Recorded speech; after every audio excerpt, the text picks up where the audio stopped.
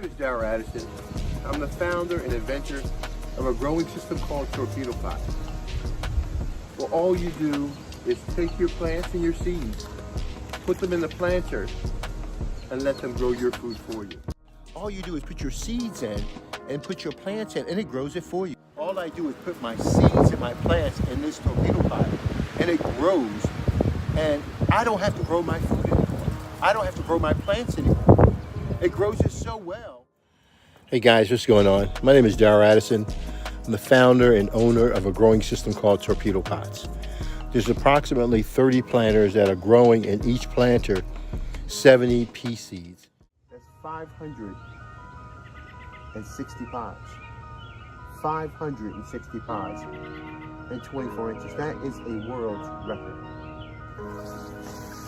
Torpedo pot grows your food when nothing else does. All you do is put your seeds in a planter, put your plants in a planter, and they grow your food for you. Yes, my name is Kwesi, and I'm here to learn new ways of planting. As you can see, I'm enjoying harvesting here. The whole goal behind the torpedo pot, creating the torpedo pot, was to allow you and your family to experience the wealth there is and the beauty that there is in growing food. You can actually smell.